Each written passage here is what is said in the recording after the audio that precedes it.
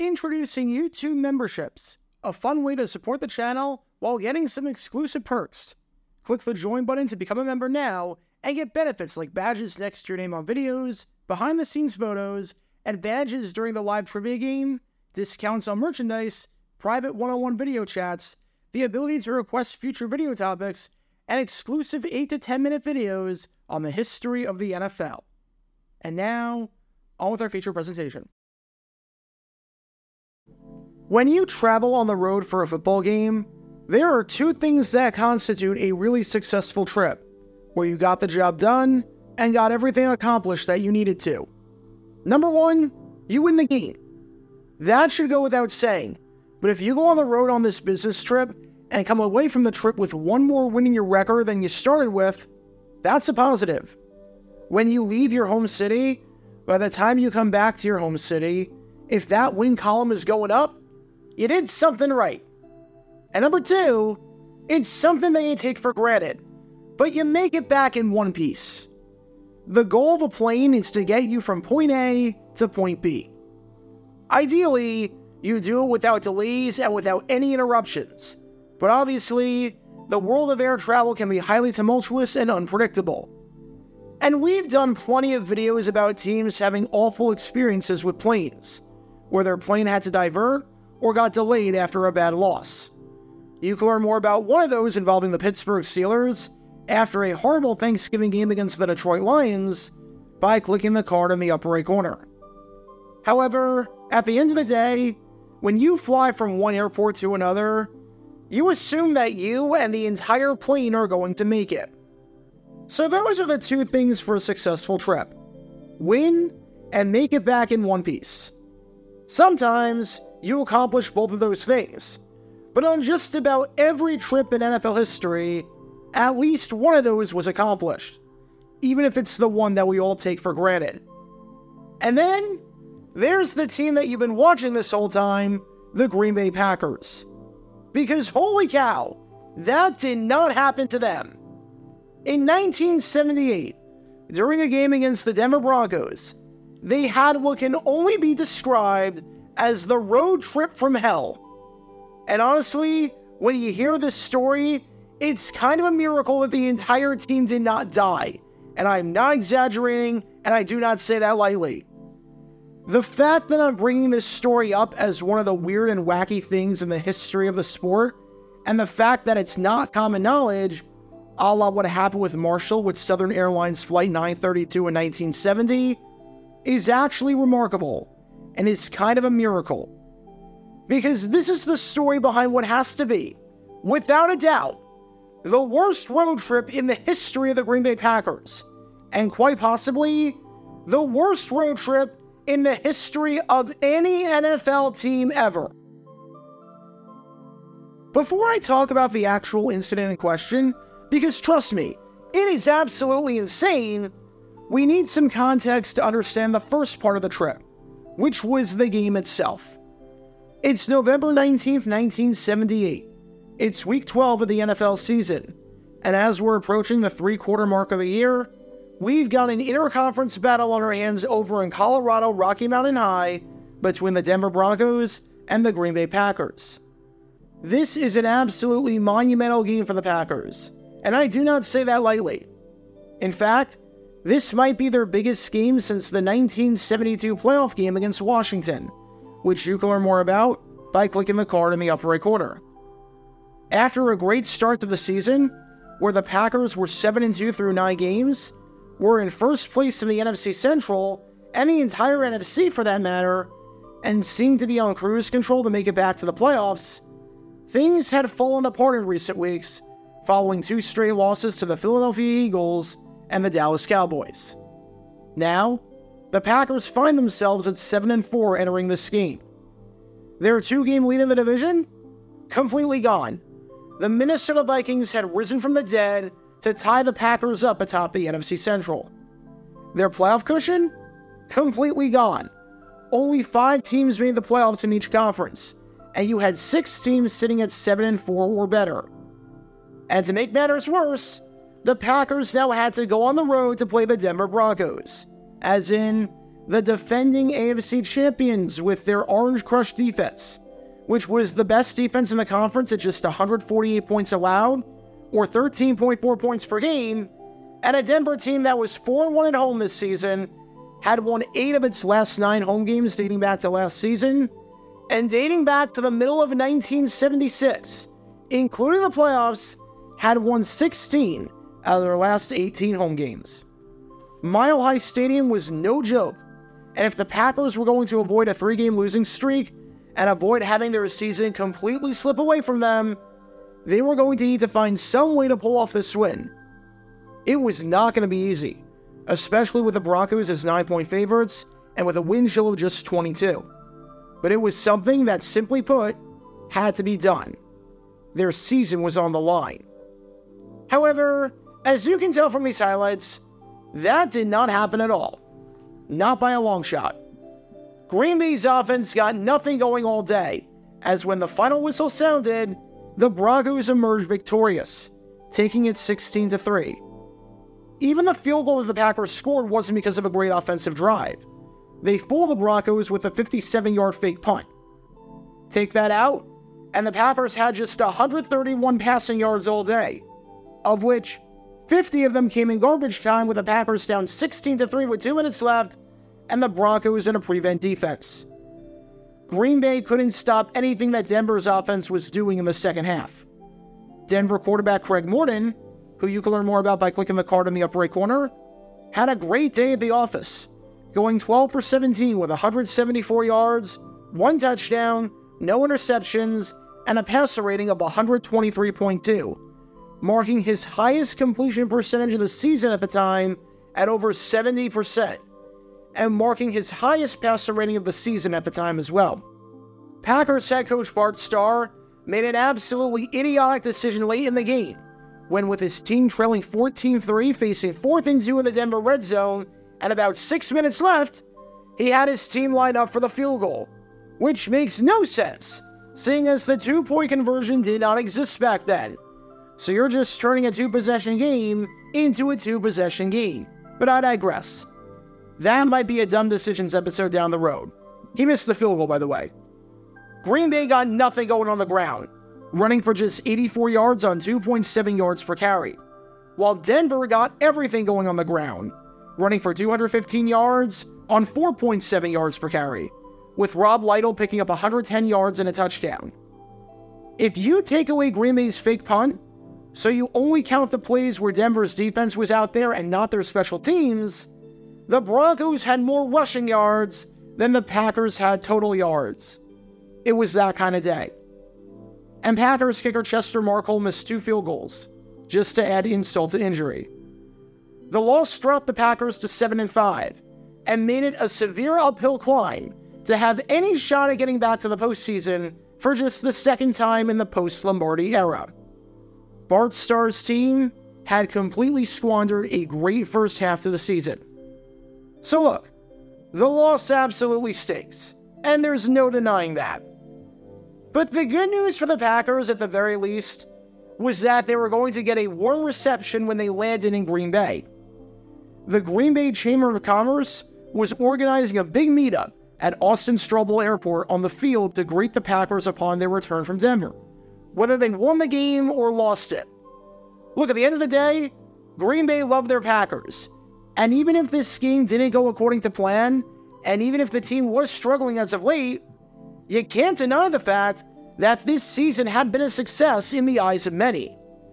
Green Bay was 4-10 in 1977, and they entered 1978 with the 3rd worst odds of any team in the NFC to win the Super Bowl, only better than the New Orleans Saints, who were hapless and had never had a winning record in franchise history, and the Tampa Bay Buccaneers, who were in their 3rd season and were coming off of a 26-game losing streak. That's how bad the Packers were. They were up there with those teams among the bottom of the barrel. And they were still going to be above 500 with a shot at the playoffs, win or lose. This giant reception was planned, as had been the case before after Packer games. Most notably, thousands upon thousands of fans greeted the Packers after the 1966 NFL Championship when they arrived back from the Cotton Bowl, after defeating the Dallas Cowboys to advance to the first Super Bowl ever played.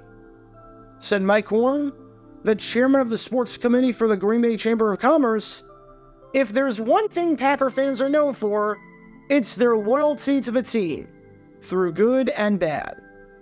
Regardless of the results of the Denver game, we want to prove again that nobody backs a team like Green Bay backs the Pack."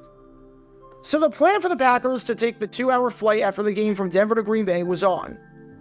The game was probably going to end sometime around 6 o'clock Central, since it was a 3 o'clock start.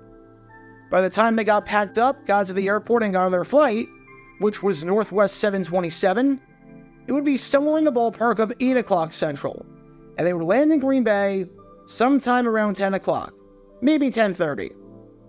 However, even the best laid plans of mice and men go awry.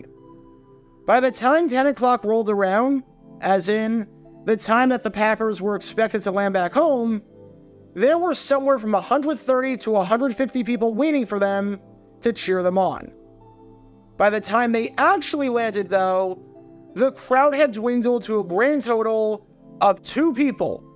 Seriously, 2 people. Those 2 people were the organizer's wife and their kid. Because the Packers, who were supposed to land at 10 o'clock, ended up landing nearly 6.5 hours later at 4:15 in the morning the next day. Obviously, you can't blame the fans for not sticking around after finding out that the flight got delayed, seeing as it's a work day, you're outside in freezing cold weather, and you're exhausted. But that raises the obvious question. Why was this flight delayed? Bad weather? They couldn't find a pilot? A mechanical issue behind the scenes? FAA regulations? Nope, none of those things. Folks, you're not going to believe this, because this is one of the craziest stories I've ever heard in my life regarding a team traveling. And if you have a fear of flying, fair warning, this part might not be for you. You see, initially, everything was good to go. The Packers were on the flight at 7:45 Central Time, and were about a third of the way down the runway on the takeoff, with the plane picking up speed and about to fly in the air. Everything was good. And then, I have no clue whatsoever how this happened, but the plane door blew off. The plane door blew off the plane. Now obviously, this is not good. In fact, I'd wager and say that this is very bad, and you can't fly a plane without an entrance door. For the record, and this probably put me on some sort of no-fly list in making this video, you're welcome guys, I researched extensively what happens if, hypothetically, the door gets blown off of a plane in the middle of a flight when you're in the air. And long story short, you're going to die. Obviously, do not try this at home. Not that something like this is remotely possible through a human, but do not, under any circumstances, try opening a plane door in the middle of a flight. However, if hypothetically, one were to open a plane door, the suction pull coming from the outside atmosphere would be so strong and would depressurize the cabin almost immediately that any loose objects, ranging from cups to food to luggage to people who weren't buckled into their seats, would be thrown out of the plane, and if you're a person, you would die. The cabin temperature would plummet, the oxygen levels would plummet, and if you didn't die by getting sucked out of the plane, you would die through other means. Pick your poison on that. As one writer said, if a scenario like this happened, all hell would break loose, and we would venture a guess that very few passengers would manage to survive it. Understatement of the century right there, especially because, as the Telegraph said on just one of the painful things that would happen, anyone standing near the exit would be ejected into the sky. The cabin temperature would quickly plummet to frostbite-inducing levels, and the plane itself might even begin to break apart. Translation: if this happens in midair, say your final prayers, because you ain't making it. And sure enough, this happened to the Green Bay Packers. This actually happened to the team that you've been watching this whole time, the Green Bay Packers. After this awful loss to the Broncos, as if their Sunday could not get any worse, as they were taking off, and as the plane was at full speed ready to have the wheels go up, the door fell off of the plane. The good news for them is that this happened on the ground in the middle of the takeoff, and the pilot was fortunately able to abort, going from probably 170 miles per hour to 0 in however fast was possible. But you just have to wonder about the hypothetical here. I mean, the plane door literally blew off the plane. There was no door. If this happened in midair, everyone on the Packers is dead. Heck, if this happened even half a second later, who's to say if the pilot can abort the takeoff and stop the flight in time? We almost had one of the greatest tragedies in the history of American sports on our hands. And unsurprisingly, the plane had to go back to the gate, where mechanics tried bolting the door. But that was to no avail. So they had to wait for another plane to be flown in from Minneapolis, which took a while to get there. Fortunately, that plane eventually got there. The Packers took off for a second time at 2:20 a.m. on Monday morning when they were understandably exhausted, and they landed in Green Bay sometime around 4 a.m. without any issues on that flight. The plane was intact for that one, thank God. At that point, I'm guessing they were all just happy to be alive, and understandably so, seeing as they were, no exaggeration, seconds away from a disaster. The bad news for the Packers, unfortunately, was that that incident with the plane was a pretty bad omen for how the rest of the season was going to go. After the game between these two teams behind me right here, the Packers only won just one of their final 4 games, stumbling to an 8-7-1 record and missing the playoffs entirely. They won 7 of their first 9, and they won just 1 of their final 7. The bad news for them was that their season came to a crash landing. The good news, at least, was that the plane didn't. Seriously, how was something like this even possible? How does a door come off of a plane in the middle of the flight? That doesn't make any sense. How do you leave the gate without the door being on? It's just bizarre. A new fear is unlocked in me, I'll just say that much. On one hand, it's crazy how much we take for granted with flying and how these machines can get us from point A to point B safely. And we don't think twice about it. Aviation is a crazy thing. Like, have you ever gone on a flight and thought, I'm worried that the door is just going to blow off this plane mid-flight and I'm going to get sucked out? Probably not. On the other hand, it's crazy how much of a bullet we dodged here. This incident with the team that you've been watching this whole time happened in 1978. And even though it's been 45 years, this is probably the first time you've heard of this. This is just a footnote in history. Obviously, if this happened in midair, or even half a second later, where the wheels were entirely up and the plane had airtime, we're looking at something completely different, where you're looking at a disaster draft, and maybe even the Packers failing to exist entirely, or at the very least, going on hiatus for a bit. Everything went wrong for the Packers during this road trip. The game was a disaster. The flight was a disaster. Everything was a disaster. The only good thing was that somehow, 6 hours later, against all odds, the Pack actually made it back. Get your official Jaguar Gear 9 merchandise by going to jj9shop.com, and be sure to like and subscribe, as it really helps the channel out a lot. Join me every Wednesday night where we'll play NFL Trivia for cash prizes at 9 p.m. Eastern over on Twitch. To learn more about the history of college football, subscribe to Jaguar Gator 8. To learn more about the history of Major League Baseball, subscribe to Jaguar Gator 7. Also, special thanks to all of our Patreon supporters for helping out the channel. Your support is greatly appreciated.